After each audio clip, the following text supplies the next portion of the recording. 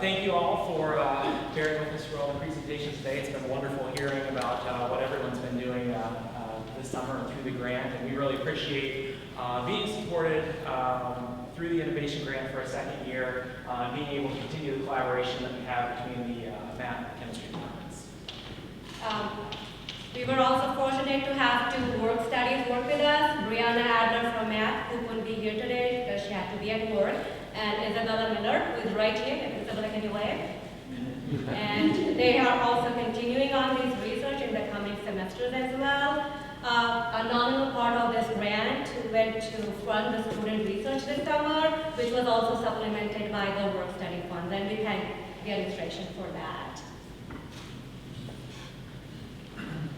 So, I mentioned, and you've seen earlier today, that a lot of work that is being done is through many different collaborations, and the work that we're talking about here today also involves not just collaborations with current students, but also we've had two students previously, Amy Rice and Abby Statmiller, who've worked on aspects of this project previously as well. And so part of that earlier work really involved laying the foundation for what you are about to see here today.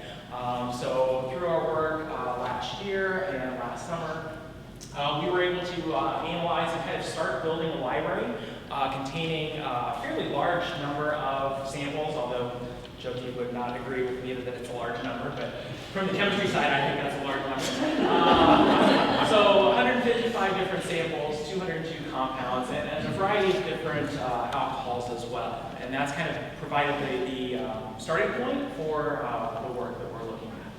So continuing on that, so last summer, we actually examined the reproducibility of Eagle Rare, which also kind of gave us a platform to identify maybe counterfeits or like an unknown bourbon, say something, which would fit in the framework or not. So chemically and mathematically, that is why what we are working towards to create that kind of a framework. And yes, number of samples really, really matter. We also begin our collaboration. I think we are in our second or third year. We meet with the OTR still have. We're still working toward it and see how that partnership goes into effect moving forward. So to talk about the research goals for this summer, so that was previous work which we did last summer, and we continued in the fall of 2018 and spring of 2019. This summer, we primarily focused on the chemical and mathematical analysis of White Dog. Just to refresh, I think a lot of people know White Dog. I did not know. I'm not from Kentucky. I think I can call myself now from Kentucky because I've been here like 5 or 6 years now. But White Dog is that raw, unaged whiskey which has never seen the inside of a barrel. It's just not mature. It's just White Dog. We'll talk about it. I was able to sample it right off the tap in a distillery. It was a fun experience. So really our goal then is to kind of look at the evolution and how we go from that White Dog to the bourbon that we all can purchase and drink. And so through this collaboration, we really have a unique opportunity where the OTR Stillhouse and Chris Mitchell has provided us with kind of samples along the way. And so we've been collecting samples as the bourbon ages over the course of the year, and that will continue on. So the goal then with that is to, with those kind of yearly samples, or kind of samples throughout this past year, identify some of those early changes that happen chemically in the evolution of that bourbon. Jyoti is also looking on kind of analyzing the chemical characteristics mathematically and kind of narrowing down that big data set that we had previously, focusing just on the whiskeys, the blended whiskeys, and the bourbons, to kind of help provide us with a better context in terms of what we can expect, in terms of how the bourbon is going to evolve. And then here towards the end, I'll talk a little bit about some really new and exciting methods that we're exploring to investigate the actual aroma of bourbon and actually look at the chemical composition of the aroma itself. All right, so just a little bit, as most of you know this information, so I'm not going to read through the slide, just to give you a few pointers. What is bourbon whiskey? Everybody knows that, and some is right there, if you want to get a head start. In order to be, like for bourbon, we need certain characteristics to be called bourbon. That means you need to have at least 51% corn. Most of the distillers use, I think, 65 to 75%. Depends upon the distiller's, recipe per se. And the bourbon must be distilled no more than 160 proof, 80% alcohol by volume. It must be aged in new charred oak barrels. Important here. That's the bourbon law. You can look it up. There is something called the bourbon law, actually. Now, bourbon may not be introduced into the barrel at higher than 125 proof. So that is important again. So these are the things which the distillers have to follow. Now, bourbon which meets these requirements and has been aged for a minimum of 2 years, it may or may not be called the straight bourbon. When you go to buy bourbon in the liquor store, sometimes it says straight bourbon whiskey, right? So it has to follow certain criteria to be called that.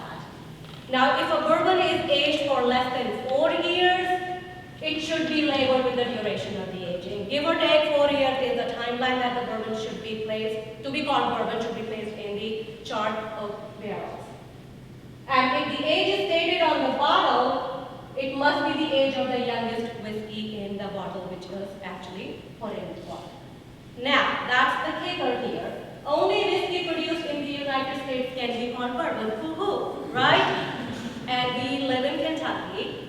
95%, give or take, of United States bourbon is produced where? Kentucky. Kentucky. There are more barrels in Kentucky than there are people.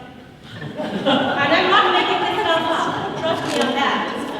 Also, the Buffalo Trace Distillery, they made a comment about on CNBC that if we stop producing bourbon right now, we still have enough bourbon to last us for 20 years. So see, we're doing wonderful.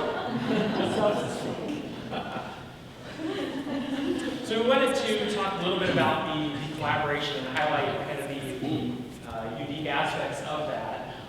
So the collaboration is really through the Knox Joseph Distillery at the OTR Stillhouse. So the OTR Stillhouse is a facility over in Cincinnati and over the Rhine, and they have are developing their own line of bourbon that will be sold here in a number of years once it finally ages. Now they don't actually do their fermenting and bottling and storage on site. They actually go up to Columbus, and there's a distillery up there, Middle West Spirits, where they take their mix and they generate the white dog, and then ultimately store the barrels up in their facility up in Columbus. And so we had a chance to go up to Columbus and see their facility. In talking with Chris Mitchell, Chris is their head distiller there at the Knox Joseph Distillery. So when they do a batch of bourbon, that batch includes, or basically requires, about 40,000 pounds of grain, and that will give them 50 barrels, about 200 liters or 50 gallons each, 53 barrels of alcohol that's going to kind of be put in the warehouse. Now, even though it goes into the warehouse at those volumes, this process, the aging process, there is a lot of loss where just due to evaporation, they lose 10% in volume in the first year, 4% in the second year, and then eventually the alcohol is going to be adjusted down to about 90 to 95 proof. So it ends up that they end up with, I think it was about 2,000 gallons of alcohol that's going to come out of the barrel after all of this evaporation process. Now the pictures that you see here on the slide, so on the left is the distillation column, and so the raw material that comes out of the reactor after the grains had a chance to ferment basically goes through that distillation column, and you separate out and purify out the alcohol. And then on the right-hand side, that kind of jar chamber, is where the white dog is flowing out, and that's where we collected a white dog sample and sampled some of the white dog from that location. Then it gets transferred into the barrels, and they're kind of unique in that they do store their barrels vertically and not horizontally in racks, so they're able to kind of maximize the efficiency of their for storage.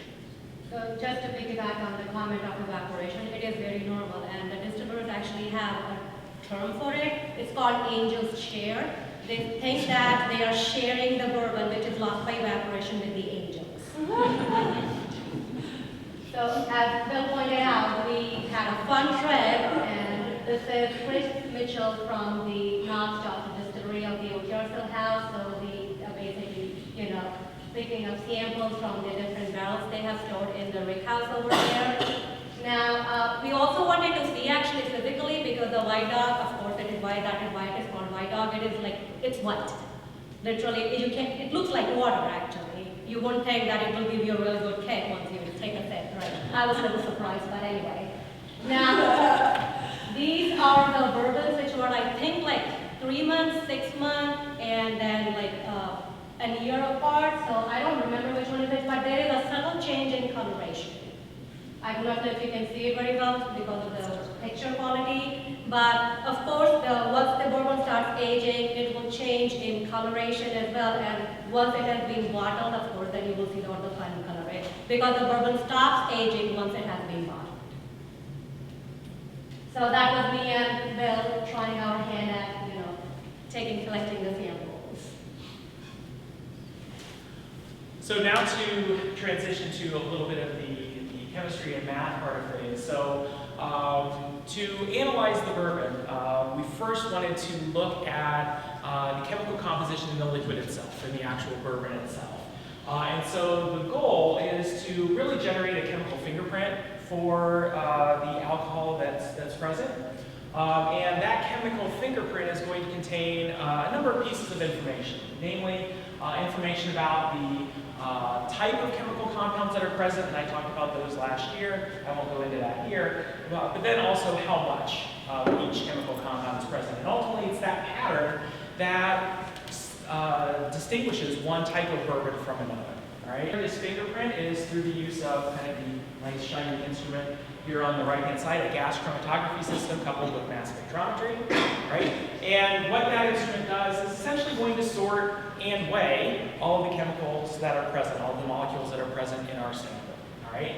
Now, one of the questions that often comes up is, well, how much bourbon do you need? Well, a lot, of course. As far as the analysis goes, we actually are only sampling 1 microliter of bourbon, and so it's a little hard to see. It's hard to get a picture of that. But 1 microliter of bourbon is that little drop that's dangling there on the end, kind of up next close to the shiny dime for reference, right? So that's the amount. Those are the volumes that we need for the chemical analysis. So if you'd like to donate a couple bottles, we'll take care of that. So what this instrument is going to do is take that complicated mixture, all of those molecules that are present in there, it's going to sort them first, separate them out, and then we're going to actually weigh each of those individual molecules kind of in the other end of the instrument. Right? So there's the drop. So this is what, in part, the chemical fingerprints look like. All right, and so what we have is the white dog that you see in the pattern, the fingerprint up on the top. We have a 1-year-old bourbon that's been aged for 1 year here in the middle. And then just for reference, we have another chromatogram, another pattern that is from 10-year-old bourbon. Okay, and so you can see, looking at these, there are some similarities, there are some differences, but the things I want to highlight are kind of these little tiny features that you see here, but are much more pronounced kind of down here at the bottom. Those are what we're really interested in. Those are the things that seem to be suggesting that they're growing in over the course of time. And so right now we have White Dog, which is kind of 0 years old. We have 3 month, 6 month, 9 month, and 1 year old bourbon samples. Okay, and so over the course of the next couple of years, we are going to be able to get more and more samples to kind of show how these are going to evolve and basically learn about how these are going to evolve over the next couple of years. So how do we get information out of these patterns? Every one of those peaks corresponds to a different chemical compound. We can use the instrument to help us figure out what those molecules are, or at least suggest what they might be. Once we take that information, then we can look at the intensity, the height of each of those peaks, and turn them into numbers. And so this is kind of starting to build that table, that data set that ultimately gets passed on to Jyoti for more sophisticated analysis. Well, I want you all to memorize these two compounds because they will be a pop quiz at the end of the presentation. I'm just kidding. The reason why these are highlighted by Bill here, if you notice, the OTR still has white dog. Both of these, even the 1 year old, they have no indication that these compounds are in the OTR, white dog. Eagle Red has 21.5, and I forget the units, so pardon me, I'm not a chemist. So I will go with numbers, and 19.3. But these two, and these are just the two compounds which we picked to highlight here. So what do we do? Okay, well, people can say, all right, you have data, just sift through it, and you can tell by just looking at the data what is missing, what is not, and okay, this is a bourbon, this is a whiskey, maybe this is a white dog, and so on. So just to give you an idea, that's a little snapshot of the voluminous data which our chemists collect from the GCM. It's a lot. So try identifying, okay, where is the zero? But these are all zeros as you see. Now we have to sort and sift through it a little bit before we can use another sophisticated software, and that I will talk about in a little bit. But the point being, sifting through all this data and identifying what are the similarities and dissimilarities is not the way to go about it. We need something sophisticated. Fine. And what do? All right, we take that data, okay, and we basically put that in a software as a matrix. So we use MATLAB, which we have a license in our math and physics department, which we share with chemistry as well, so that our students can do research on it. So that's matrix which you saw, that Excel sheet. We take that data after sorting it through, and for this particular innovation grant, we stripped all the gin, tequila, beer, because we have a lot of samples. Our main focus was just on blended whiskey, bourbon, rye, scotch, and so on. So just the narrow focus was at the white dog, of course. So we stripped the other samples like wine and so on because we are not interested in them right now for the scope of this research. So that data matrix is basically fed in MATLAB, and I give you one command, and that's the PCA command, the principal component analysis, which gives us 3 outputs, 2 matrices and 1 vector. All 3 play a very crucial role in interpreting the data which we see as in that Excel sheet. Now, I'm going to highlight a little bit. The S matrix is the scores matrix. Scores are important, and I will give you a little bit more idea what they mean. It is not the distiller scores, so just to let you know. And then we also, this is something new which we tried this summer. Last year we looked only in the scores matrix for the interpretation. This time I think we looked into loadings matrix also and see how it can help us identify certain dissimilarities as well. So, X is the data matrix which went into MATLAB. We got S and Z and a vector which I'm not going to talk about today. Good. All right. So here is the first class. So just to think about it, think of GPS coordinates. You need 2 things, right? To identify the location of a place, latitude and longitude and so on. We plotted the loadings of the first principal component, which gives us the maximum variation, and the second principal component. In this top corner, I have drawn axes as well, all these compounds. So we considered 91 alcohol samples and 20 chemical compounds. All the 20 are plotted here. In this first quadrant right over here, let me just say it this way, the GPS coordinates are positive. Just to give you an example, all the positive location, positive numbering along the X and the Y show up here. Then we have X coordinates which are positive and Y are negative, they show up here and so on. But well, hey, how does it help us? So let me break it down a little bit more. So I will break down this graph here, and that is just the first Z matrix first column which we plotted here. To give you the idea of the positive and the negative quantities I'm talking about, all above are positive, all below are negative. Now these have been labeled by the number of compounds which we are considering in our research. The positive entities or the positive compounds, of course, make a positive contribution per se, and the negative one, of course, are going to deduct the scores when we calculate them. So this was just the first loading. The bar graph of factor loading was the first principal component, and this is the second one. And this is actually very interesting. We got really excited when we saw that. Notice how many of them are negative over here.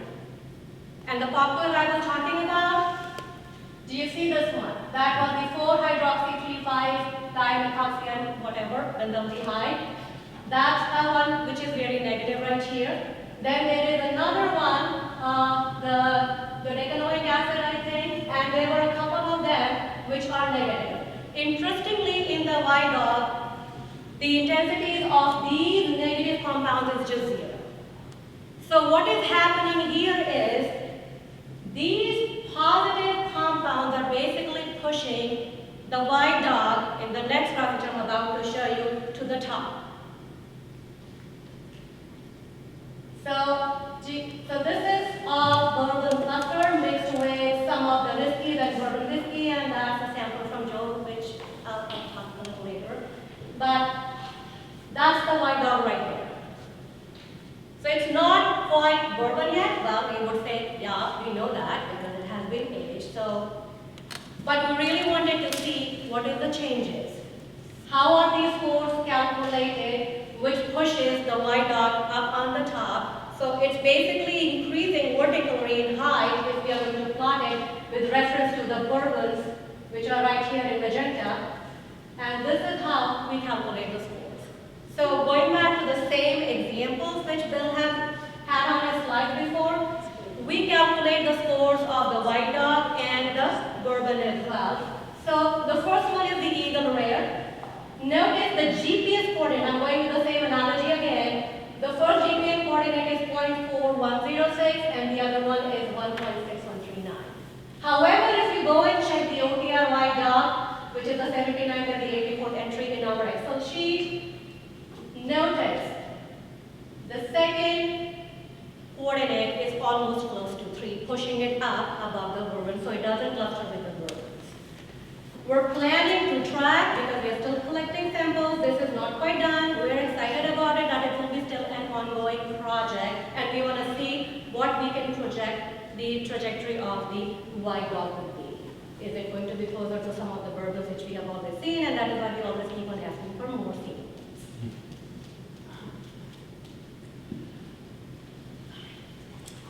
All right, so then where do we go from here? So I wanted to briefly mention kind of a new sample introduction technique that we've been working with, and Isabella's been working a lot with this past summer. Prior to this, we've been looking at introducing bourbon in the liquid phase, so just that 1 microliter, little tiny droplet to get all the information that you've seen. One of the other things that would be really, really cool is to be able to look at the aroma itself, all right? And technology exists to be able to do that. And so what we are exploring is the use of a technique called solid phase microextraction, or SPME. What we do with SPME is we collect the chemical compounds that you smell. We collect those on a very, very thin fiber. That's about the thickness of a human hair. That's what we see kind of over here on the right, this kind of light, kind of whitish fiber that's sticking out there. And basically that fiber has a coating that will act as a chemical sponge, and it kind of absorbs those chemical compounds from the aroma, and then we can take that and put that into the instrument. All right? So again, very, very, very small amounts of material. So what we have here on the right-hand side is a photograph of a vial containing a very small amount of bourbon. We expose that fiber to that air up above, that scent up above, and then introduce that into the instrument. And so you see a pattern that's very similar to what we saw before with the liquid introduction, but it's going to give us different information, right? So we have been able to identify some of the chemical compounds that are present in that aroma, but we still do need to do a lot more work to really improve this analysis method. SPME is particularly challenging, in terms of all of the parameters that need to be optimized to make it work. And so that's what Isabella has tirelessly been helping with over the summer. So looking at what type of fiber, how long we expose it, the temperature, adding salt, there are a whole different things. So over the course of this work this summer, we've collected 112 samples. One thing that I didn't highlight from the previous slide, because of this analysis, because of the steps that are needed, each one of these takes about 2 hours to run.